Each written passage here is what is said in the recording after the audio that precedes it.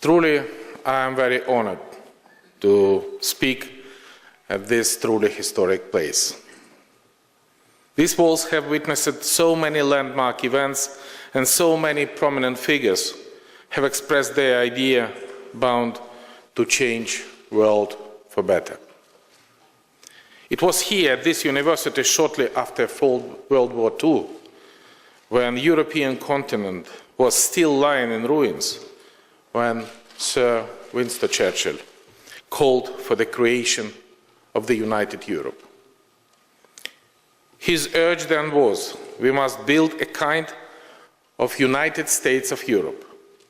In this way only will hundreds of millions of toilers be able to regain a simple joys and simple hopes which make life worth living. I am convicted that life worth living is evident when I look into the eyes of my children. This should be eyes without fear. And that's possible only when we have a freedom and democracy. Mr. President, just on вас. Thank you very much. Let's applaud this gentleman that he live in our audience. Bye, gentlemen.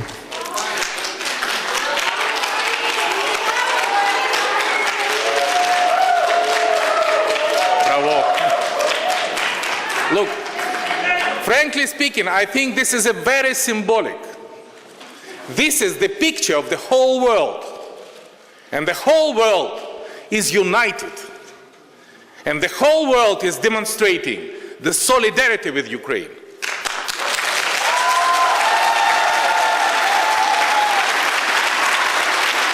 And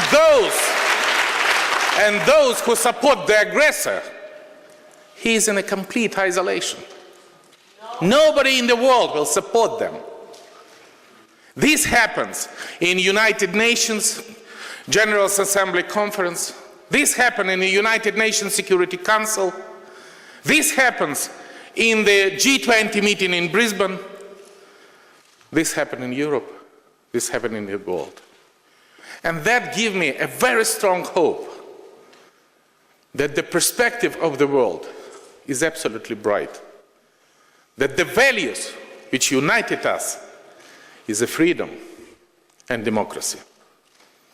And I'm absolutely sure that when we were united, the victory would be with us, no doubt.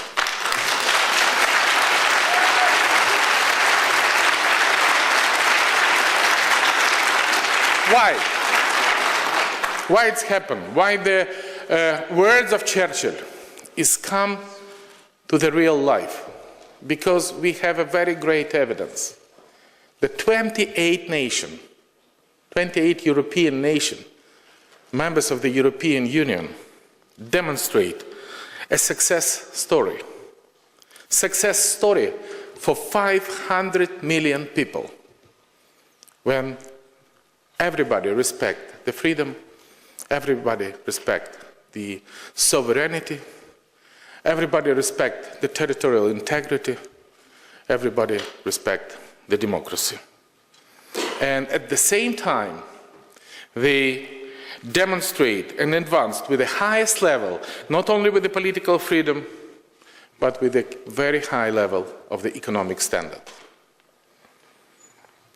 In the wake of the cruelest war in the human history, Churchill's dream of the united Europe sounds a little bit idealistic and a little bit naive. Now, in the 21st century, Churchill's dream is not anymore.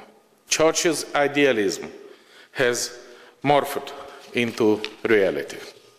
But after almost 70 years of the flourishing European project, the new global challenges have appeared, calling on the European leaders to seek further ways to ensure growth and security, as well as the availability of the democratic liberties. Europe needs now a new impulse. The whole of Europe is again under attack. I repeat, not only Ukraine.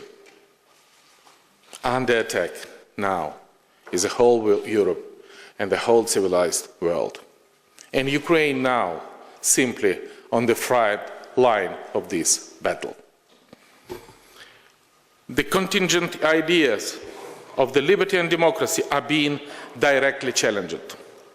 The European Union, unlike Switzerland, cannot rely on its geographical endowments and on its unique security model. I told about that, Didier Bugalter. But it should look beyond its current borders to enhance its security. Today, the threats faced by Europe are similar to those that are now struggled against in Ukraine. My country waged a war against terrorism. It fights in the forefront of the European values such as freedom, sovereignty and democracy. And Ukraine should become a full-fledged member of the European family of nations.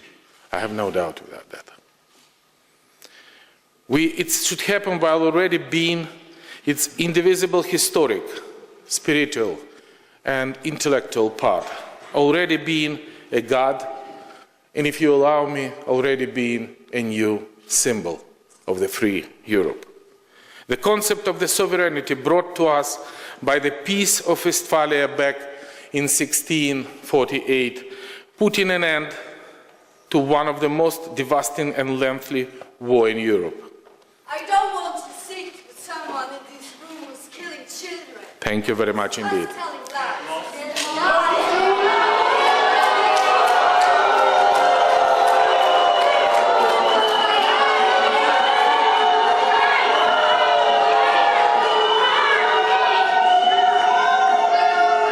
And in my speech, I said something about killing children.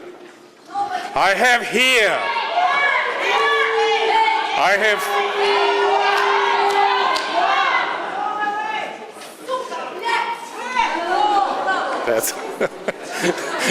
If anybody understands what she said, this is exactly the cultural level of this lady.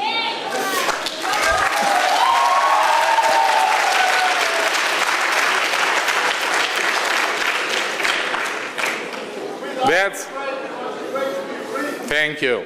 Slava Ukraini!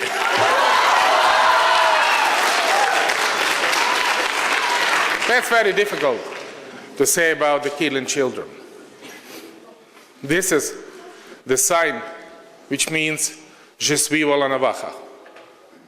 Volnovakha, it's a tiny town on the east part of Ukraine when the 13th of January, a Russian missile fly from the occupied Tukuchevsk hit the civilian bus where was altogether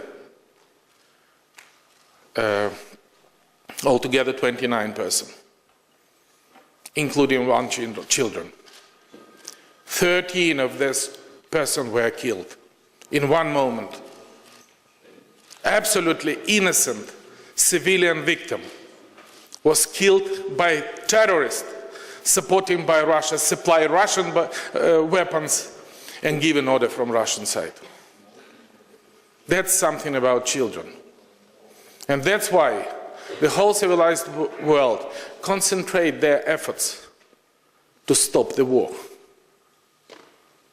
And everybody could do whatever they can to stop the war. In this sense, I want to thank Didier Bugalter when we together, when he was the president of Switzerland and the president of the OEC, and from the very first moment after my inauguration speech, I declare the ceasefire and the process of peace negotiation. And we receive a strong support in form of the creation of the special monitoring mission of the OEC. And we were absolutely open to demonstrate that Ukrainian people wants nothing but peace. And Ukrainian leaders want simply nothing but peace. And this is a foreign troops to come to Crimea and make an annex. And this is a thousands and thousands of foreign troops come to some part of the Donetsk and Lugansk region, killing the innocent civilians, attacking and supporting the terrorists. And I think this is a very important thing.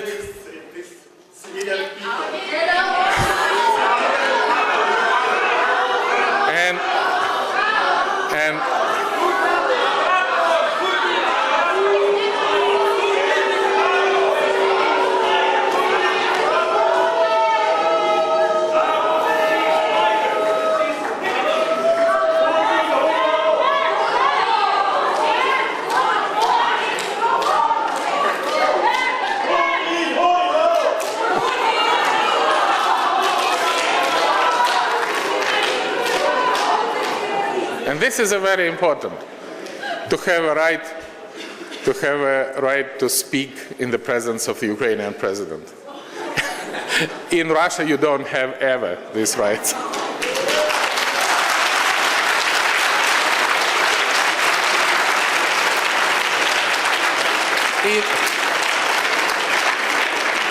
And in Switzerland and in Ukraine, they have a right to speak whatever they want. That's why we are stronger. Ladies and gentlemen, one may ask why Ukraine, as a member, would be more beneficial to the EU, reliable and predictable. Not even being EU citizen, the Ukrainians stood up against the bullet in defense of the core European values. What started as a student movement quickly involved all the Ukrainian generation who stood up defending their children.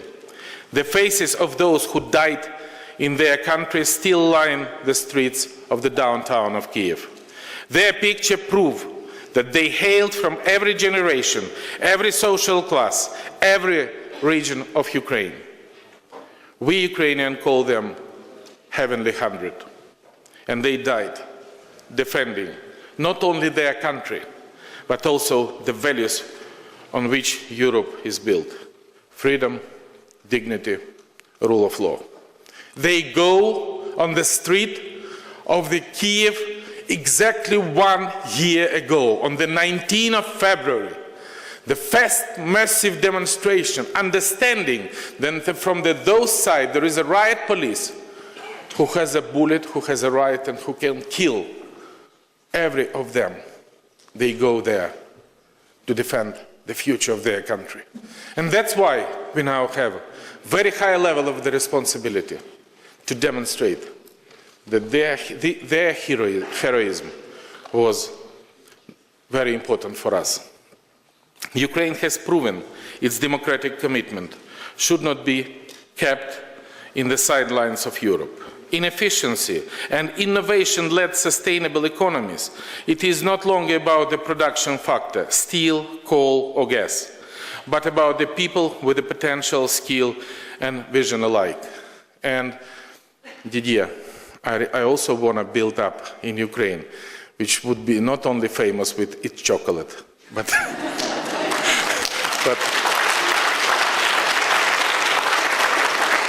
with their freedom, with their intellectual possibilities, with their business climate and everything. And I think that in exchange of the experience, we together can reach them. This goes beyond the wider common market opportunities. It is also about the single space based on the common values and consolidated community capable to efficiently interact to address the current challenges. Tolerance, empathy, support demonstrated by the Ukrainian people, sometimes speaking different languages and even practices different religion, can serve a good example for Europe in face of its current challenges.